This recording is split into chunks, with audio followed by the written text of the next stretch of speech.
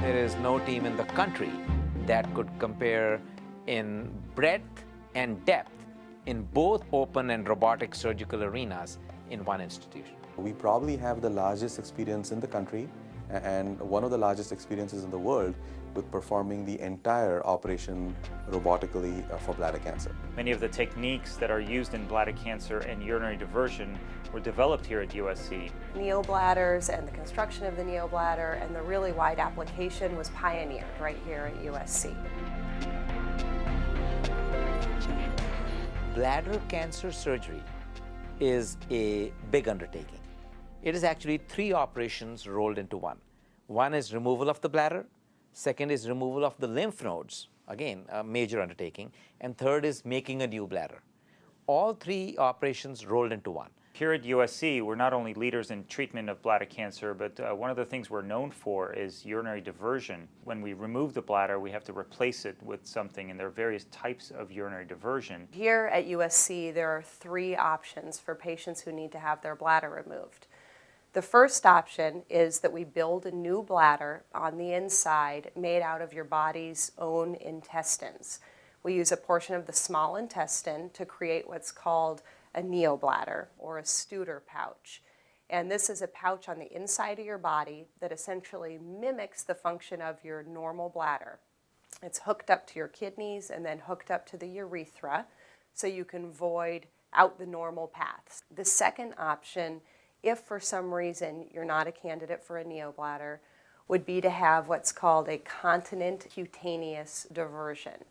And what this is a pouch on the inside, again made out of your own intestines, hooked up to a very small stoma or opening that's usually located right inside the belly button or possibly on the right side of your abdomen. But this doesn't require a bag at all. It's a completely dry continent stoma, and you have complete control over when you empty that and when you don't empty that.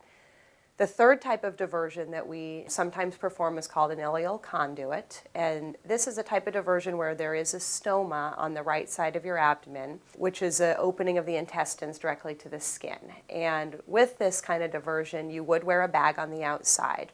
And sometimes this is the easiest for patients. It's nice and controlled, and you can empty the bag when you need to, and it works perfectly to get the urine outside of the body.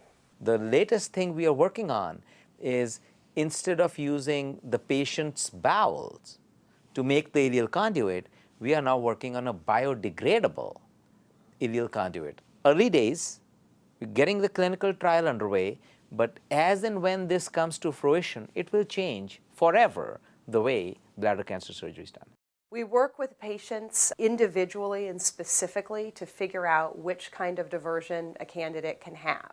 There's certain advantages and disadvantages to all of the kinds of diversion. For the most part, we find that patients want to have a neobladder.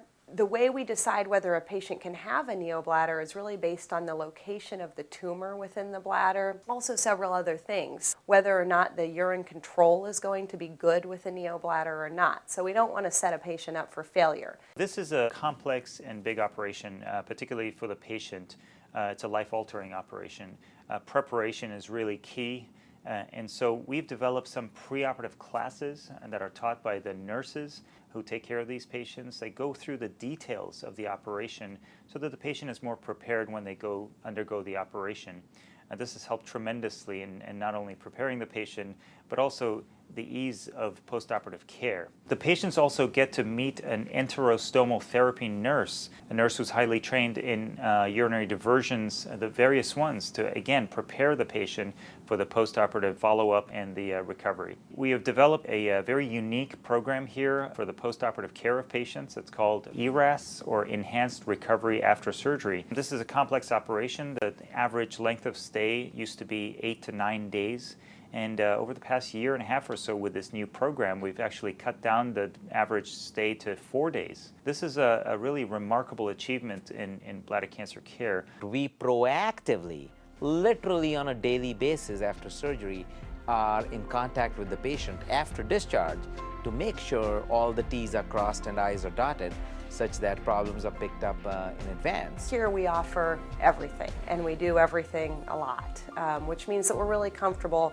Even if we need to change gears in the middle of a case, that's always possible for us.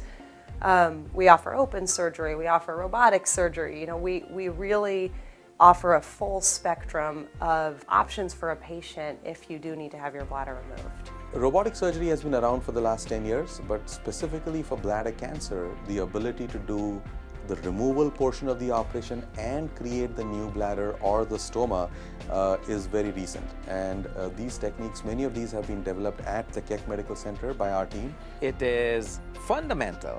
The experience and expertise of that team will determine the outcomes of your robotic surgery. As simple as that. I think at USC, you get our length of experience with bladder cancer, and you get a team that's completely on your side.